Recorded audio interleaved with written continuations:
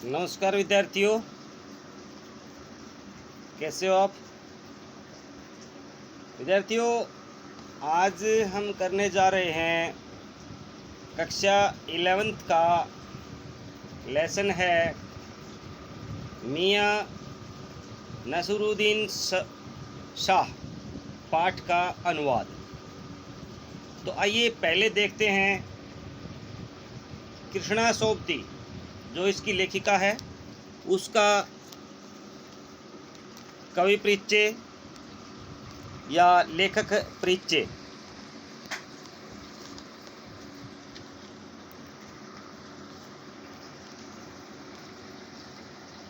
बने रहिए आप मेरे साथ एजुकेशन पॉइंट हरियाणवी पर। यदि आप मेरे चैनल पर नए हैं तो चैनल को लाइक, शेयर और सब्सक्राइब करना बिल्कुल ना भूलें।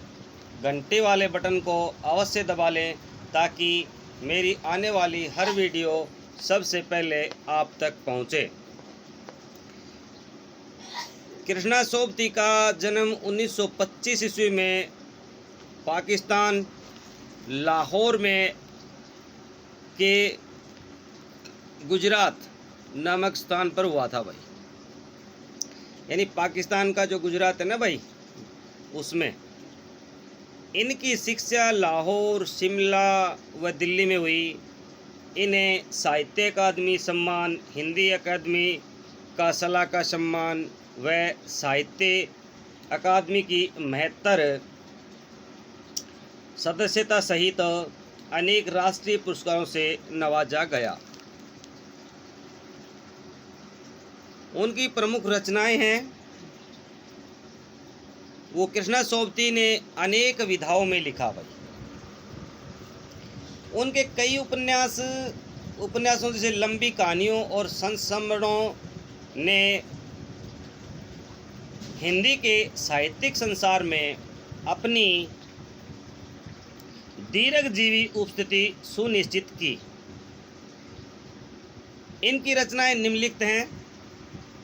उपन्यास है भाई जिंदगी नामा, दिलोदानीस, ए लड़की, समय सरगम। कहानी है इनकी डार से बिछड़ी, मित्रों, मरजानी, बादलों के घेरे और सूरजमुखी अंधेरे के। शब्द चित्र संस्मरण है इनके हम हसमत और शब्दों के आलोक में। तो भाई हिंदी का कथा साहित्य में कृष्णा सोबती की विशिष्ट पहचान है। वे मानती हैं कि कम लिखना, विशिष्ट लिखना, कम लिखना और विशिष्ट लिखना, यही कारण है कि उनके संयमित लेखन और साफ सुथरी रचनात्मकता ने अपना एक नित नया पाठक वर्ग बनाया है। उन्होंने हिंदी साहित्य को कई ऐसे यादगार चित्र दिए हैं जिन्हें अमर कहा जा सकता है, जैसे मित्रों, शाहनी, हसमत आदि। भारत पाकिस्तान पर जिन लेखकों ने हिंदी में कालजयी रचनाएं लिखी हैं, कालजयी रचनाएं वो होती हैं भाई जो समय के अनुरूप लिखी जाती हैं। उनमें कृष्णा सोबती का नाम पहली कतार में रखा जाएगा। यह कहना उचित होगा कि यशपाल ने झूठा सच, राही मासूम राजा के आधा गांव और भीष्म रसानी के तमस के साथ साथ कृष्णा सोबती का जिंदगी नामा इस प्रसंग में विशिष्ट उपलब्धि रखता है। संस्मरण के क्षेत्र में हम हसमत कृति का विशिष्ट स्थान है। इसमें उन्होंने अपने ही एक दूसरे व्यक्तित्व के रूप में हसमत नामक चरित्र का सृजन कर एक अद्भुत प्रयोग का उदाहरण भी प्रस्तुत किया है। इनके भाषिक प्रयोग में विविधता है। उन्होंने हिंदी की कथा को एक विलक्षण ताजगी दी है। संस्कृतनिष्ठ तत्समता, उर्दू का बांकापन, पंजाबी की जिंदा दिली, ये सब एक साथ इनके भाषिक प्रयोग में विविधता है, एक साथ उनकी रचनाओं में मौजूद हैं। तो ये हमने इसका जो है कृष्णा सोबती का कवि परिचय, लेखक परिचय जो है पढ़ा है। आइए अब देखते हैं इनके द्वारा रचित कृति मियाँ नसीरुद्दीन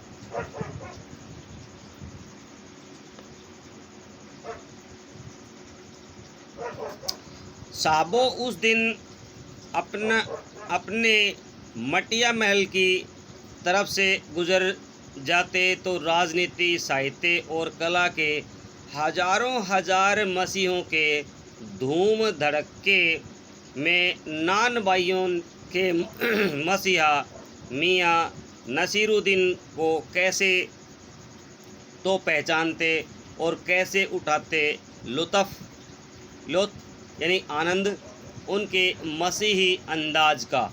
मसीही होता है शाही। यह है यह कि हम एक दोपहरी जामा मस्जिद के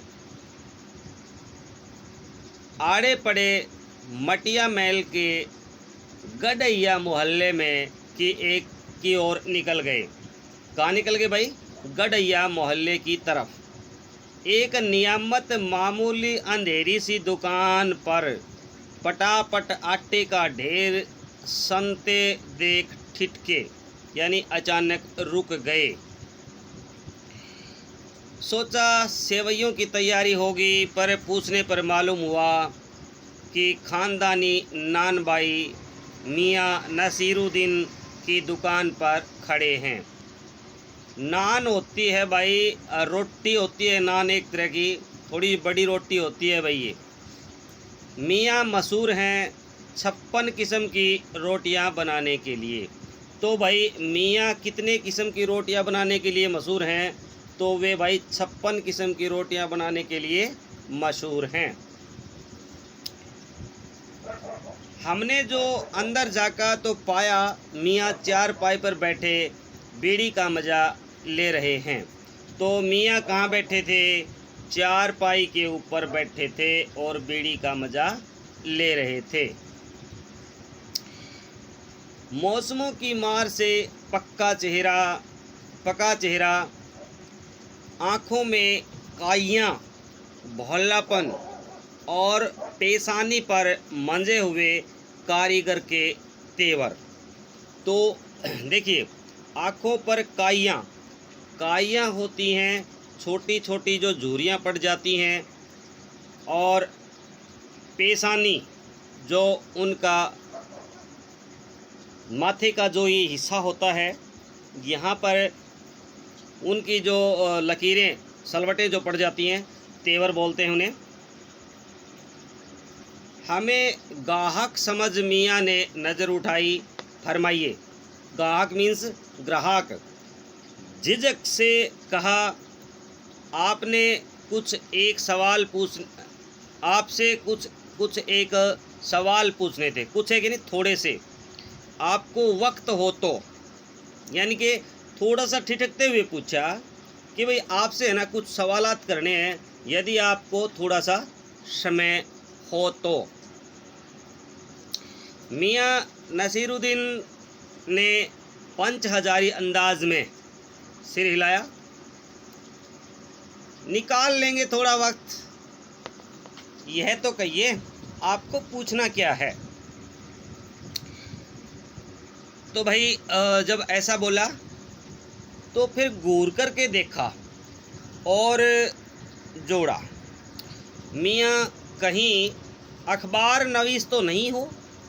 अखबार नवीस भाई, कहीं अखबार छापने वाले, यानी कि पत्रकार तो नहीं हो भाई कहीं?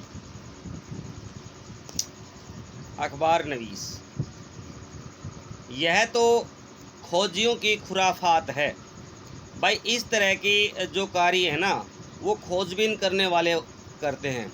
हम तो अखबार बनाने वाले और अखबार पढ़ने वाले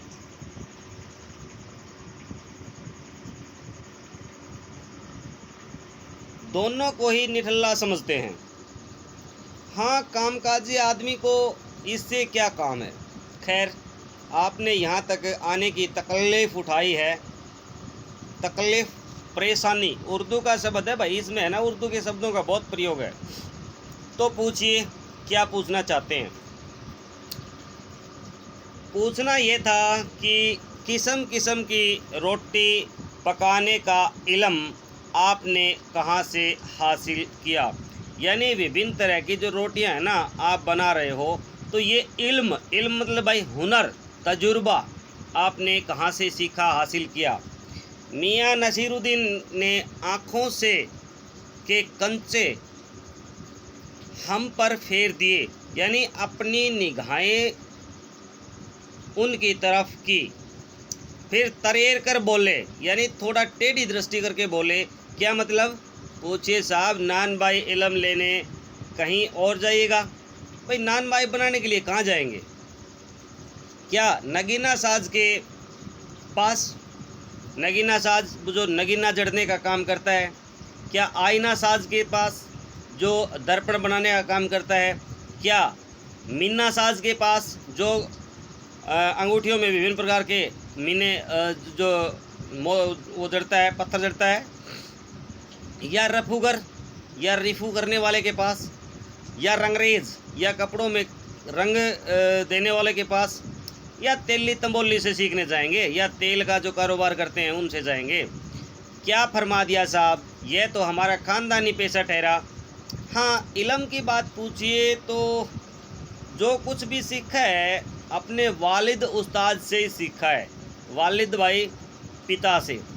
मतलब यह है कि हम घर से न निकले कि कोई पेशा अख्तियार करेंगे। अख्तियार करना, अपनाना, जो बाप दादा का हुनर है, इल्म है, वही उसने पाया। और वालिद मरहूम के उठ जाने के पर आ बैठे उन्हीं के ठैये पर, ठैया आसन। कहता कि पहले मेरे दादाजी करते थे, दादाजी के पश्चात जो पिताजी हैं हमारे माननीय मरहूम माननीय जो पिताजी हैं वो नहीं रहे, तो उन्हीं का जो बनाया जो ठैया था उसके ऊपर हम, ठैया गद्दी को है ना, उसकी गद्दी पर हम बैठ गए।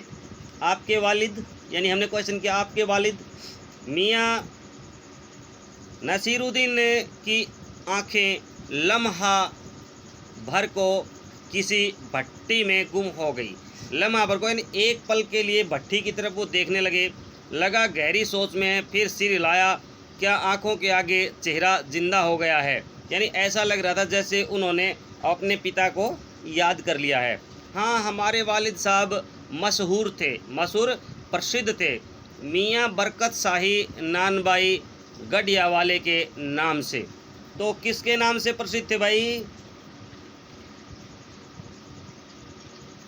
मियाँ बरकत शाही नानबाई गढ़ियावाले के नाम से प्रसिद्ध थे। और उनके वालिद यानी कि मेरे दादा साहिब थे आला नानबाई मियाँ कल्लन। दादा क्या थे भाई, आला नानबाई मियाँ कल्लन।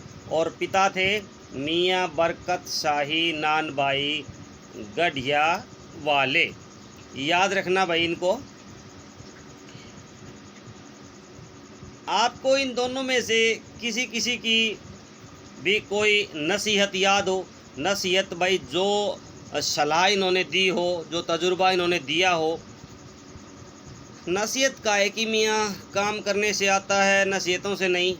भाई नसीहत भले ही दे दो, लेकिन नसीहत से कोई काम नहीं आता। मशवरा, नसीहत को मशवरा भी कहते हैं।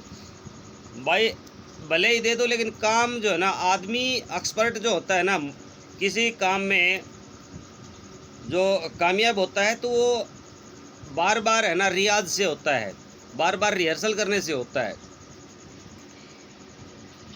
बजा फरमाया, बजा फरमाया का अर्थ है यहाँ ठीक फरमाया, ठीक कहा। पर यह तो बताइए ही बताइए कि जब आप, यानी हमने भट्टी की ओर इशारा किया, इस काम में लगे तो वालिद साहब ने सीख के तौर पर कुछ तो कहा होगा। नसीरुद्दीन साहिब ने जल्दी जल्दी 2-3 कस खींचे, फिर गला साफ किया और फिर बड़े अंदाज में बोले, अगर आपको कुछ कहलवाना ही है तो बताइए, कह ही देते हैं। आप जानो, जब बच्चा उस्ताद के यहाँ पढ़ने बैठता है तो उस्ताद कहता है कह अलीफ, बच्चा कहता है अलीफ।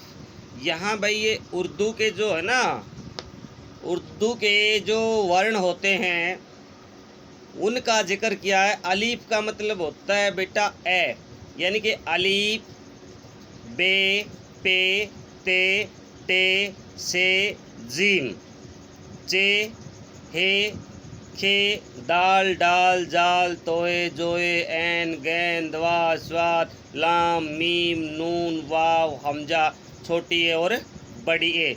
भाई ये है ना उर्दू के वर्ण जो हैं, वर्णमाला मैंने आपको बता दी है।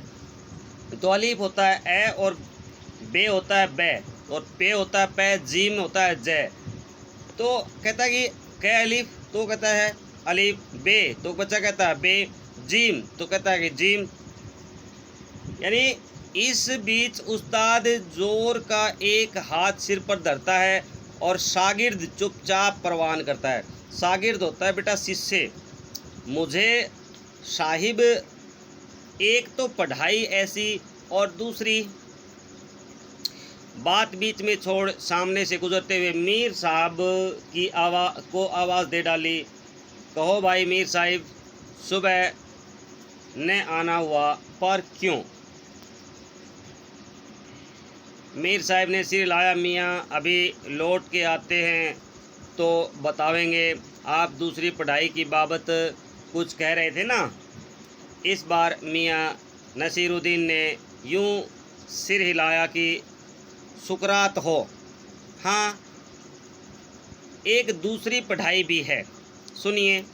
अगर बच्चे को भेजा मदरसे में, बच्चा न कच्ची में बैठा, न बैठा वह पक्की में, और न बैठा दूसरी में। यानी भाई जब हम बच्चे को स्कूल में भेजते हैं ना पढ़ने के लिए, तो सबसे पहले क्या होती है भाई, पहली प्रथम क्लास, फिर दूसरी, फिर तीसरी। और यहाँ जो कच्ची का जिक्र कर रहा है ना, तो ये LKG UKG और फर्स्ट की जो है ना बातें यहाँ लेखिका ने दर्शाई हैं। और जा बैठा तीसरी में, हम ये पूछेंगे कि उन 3 जमातों का क्या हुआ। 3 जमात से बोले कक्षा श्रेणी, क्या हुआ उन 3 क्लासों का। अपना ख्याल था कि मियाँ नसीरुद्दीन नान भाई अपनी बात का निचोड़ भी निकालेंगे, पर वह हम ही पर दागते रहे। यानी हम नान भाइयों को है ना गहराई से पूछना चाहते थे, लेकिन वह बात पर बात डालते रहे। आप ही बताइए उन 2-3 जमातों का हुआ क्या? यह बात मेरी समझ से बाहर है। इस बार शाही नान भाई मियाँ कल्लन के पोते अपने बचे खुचे दांतों से खिलखिला करके हंस दिए। तो भाई ये किसके पोते थे? मियाँ नसीरुद्दीन शाह कल्लन के पोते। किसके? मियाँ कल्लन के पोते। मेरा मतलब मेरा क्या साफ न था? लो साहिबो, अभी साफ हुआ जाता है, जरा सी देर को मान लीजिए हम बर्तन धोना सीखते हैं। हम बर्तन धोना न सीखते, हम भट्टी बनाना न सीखते, भट्टी को आँच देना न सीखते, तो क्या हम सीधे सीधे नान भाई का हुनर सीख जाते? यानी भाई चूल्हा जलाना नहीं आता हो तो क्या हम रोटी बना सकते हैं? मियाँ नसीरुद्दीन हमारी ओर कुछ ऐसे देखा कि उन्हें हमसे जवाब पाना हो। फिर बड़े ही मंजे हुए अंदाज में कहा, मंजना मतलब सुलझना। कहने का मतलब साहिब यह है कि तालीम भी बड़ी चीज़ होती है। तालीम होता है बेटा शिक्षा। सिर हिलाया, हाँ साहिब माना। मियाँ नसीरुद्दीन जोश में आ गए, हमने न लगाया होता खोमचा, जो आज क्या यहाँ बैठे होते। खोमचा भाई वो होता है जिसमें वो नान को है ना पकाते हैं। मियाँ को खोमचे वाले दिनों में भटकते देख हमने बात का रुख मोड़ा। आपने ख़ानदानी नानबाई होने का जिक्र किया है, क्या यहाँ और भी नानबाई हैं? मियाँ ने घूरा। बहुतेरे पर ख़ानदानी नहीं, सुनिए, दिमाग में चक्कर काट गई। एक बात, हमारे बुजुर्ग ने बादशाह सलामत से ने यूँ कहा, मियाँ नानबाई कोई नई चीज़ खिला सकते हो?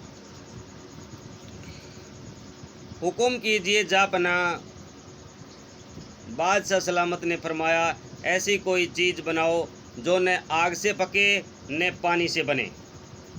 क्या उसने ऐसी चीज़ क्या बनी ऐसी चीज़? क्या उसने उनसे बनी ऐसी चीज़? यानी हमने पूछा, क्यों न बनती साहिब? बनी और बादशाह सलामत ने खूब खाई और खूब सराही, यानी पसंद की। लगा हमारा आना कुछ रंगत लाया चाहता है, बेसब्री से पूछा, वह पकवान क्या था? कोई ख़ास ही चीज़ होगी। मियाँ कुछ देर सोच में खोए रहे।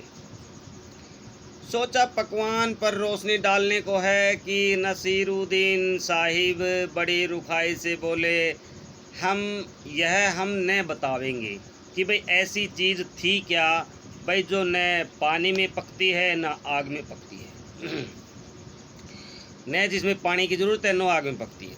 बस आप इतना समझ लीजिए कि एक कहावत है कि न ख़ानदानी नानबाई कुएं में भी रोटी पका सकता है।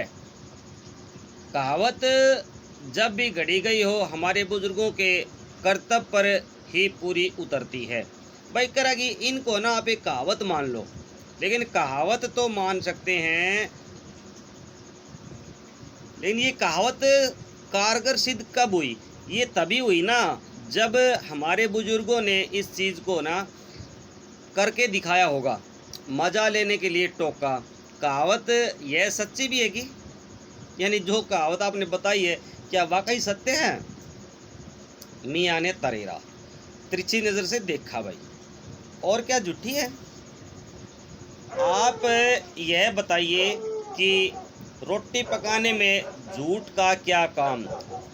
झूठ से रोटी पकेगी क्या? पकती देखी है कभी रोटी जनाब? पकती है आँच से, समझे? सिर हिलाना पड़ा, ठीक फरमाते हैं।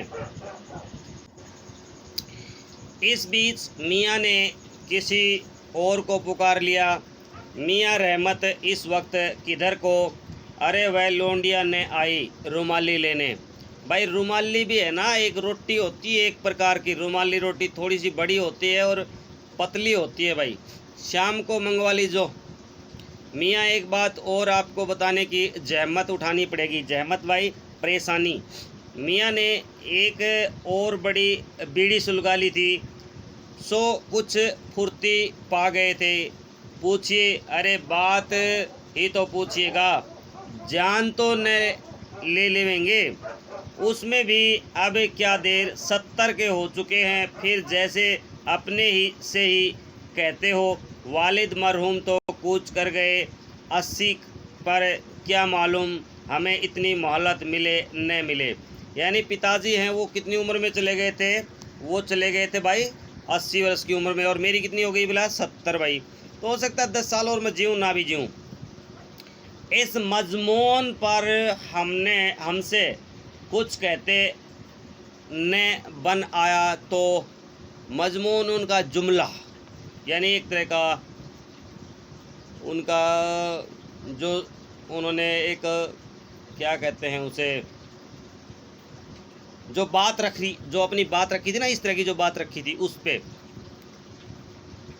तो कहा अभी यही जानना था कि आपके बुजुर्गों ने शाही बावर्ची खाने में तो काम किया होगा। मियाँ ने बेरुखी से टोका, वह बात तो पहले की हो चुकी ना। हो तो चुकी साहिब, पर जानना था दिल्ली के किस बादशाह के यहाँ आपके बुजुर्ग काम किया करते थे। आज साहिब क्यों बाल के खाल निकालने पर तुले हैं?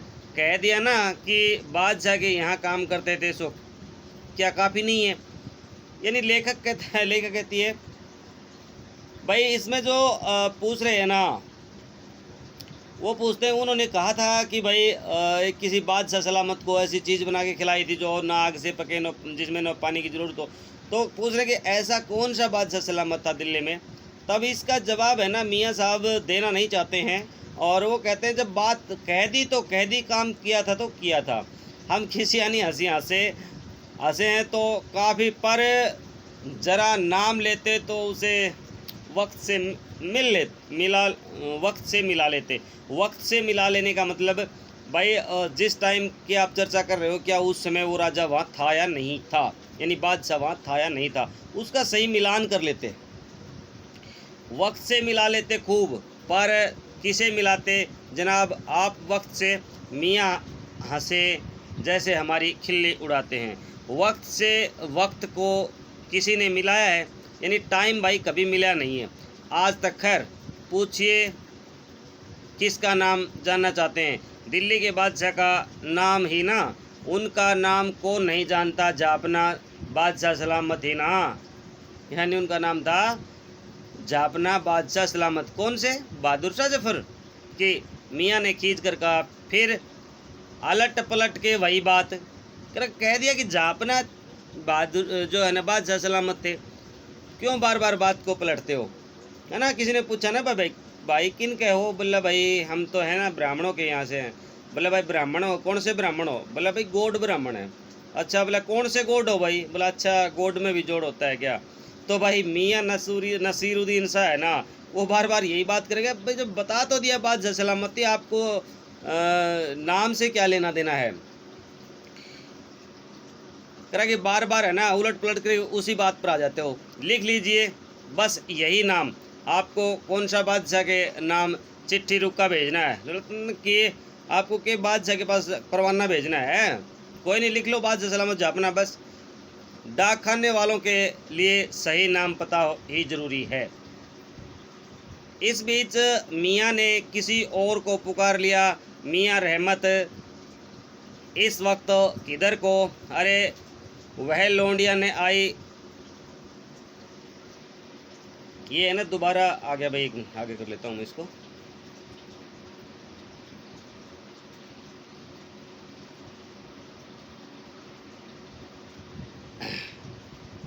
आगे था, अब हमें बीटर अपनी तरफ देखते पाया तो सिर हिला करके अपने कारीगर से बोले, ओ बब्बन मियाँ भट्टी सुलगा दो तो काम से निपटे। यह बब्बन मियाँ कौन है साहिब? मियाँ ने रुखाई से जैसे फांक ही काट दी हो। अपने कारीगर और कौन होंगे?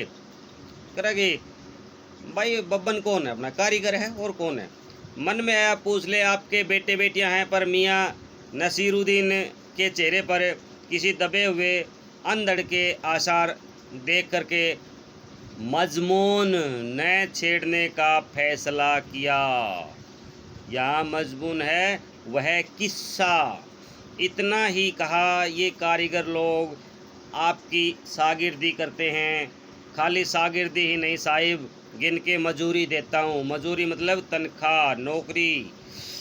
2 रुपये मन आटे की मजूरी, 4 रुपये मन मैदे की मजूरी। तो भाई आटे की मजदूरी कितनी देता है भाई?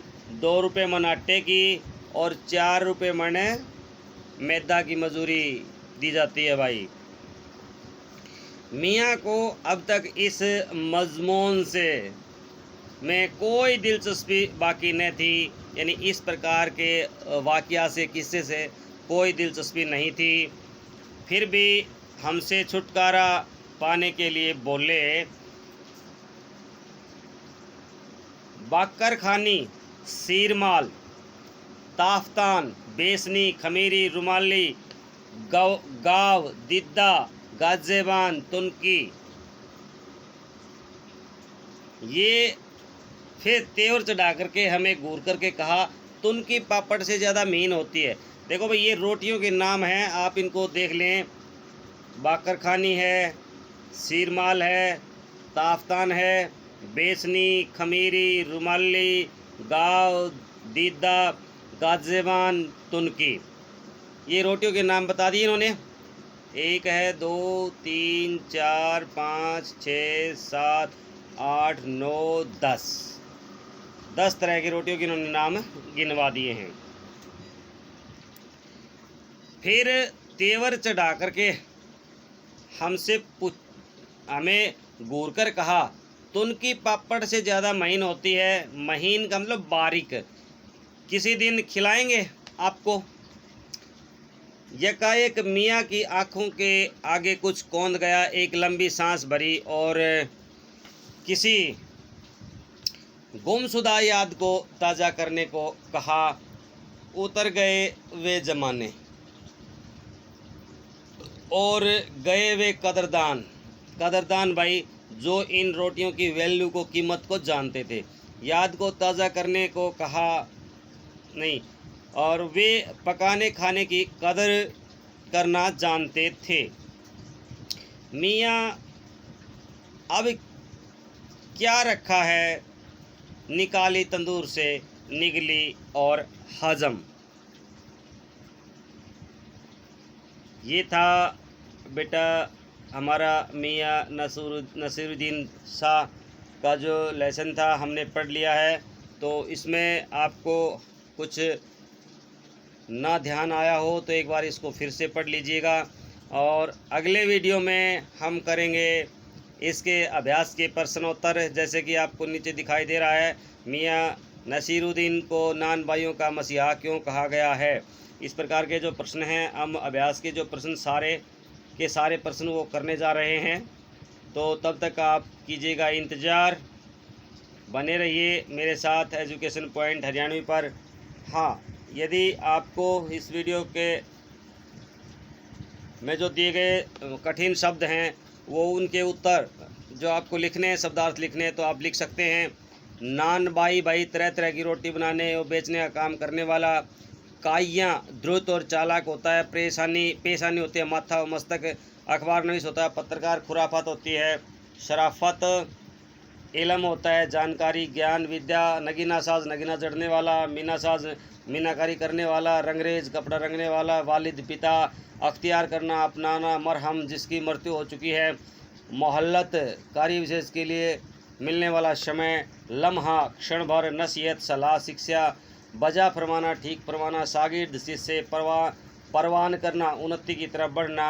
जमात, कक्षा, श्रेणी। रुखाई, उपेक्षित भाव। तरेरा, घूर कर देखा। रुमाली, एक तरह की रोटी जो रुमाल की तरह बड़ी और बहुत पतली होती है। जहमत उठाना, तकलीफ उठाना, झंझट उठाना। मजमून, मामला या विषय। जैसा कि मैंने आपको साथ साथ शब्दार्थ बताए भी थे, फिर भी यदि आपको कोई नहीं आया हो, रह गया हो, तो आप इनको राइट डाउन कर सकते हैं। तो मिलते हैं अगले वीडियो में, तब तक जय हिंद, जय भारत।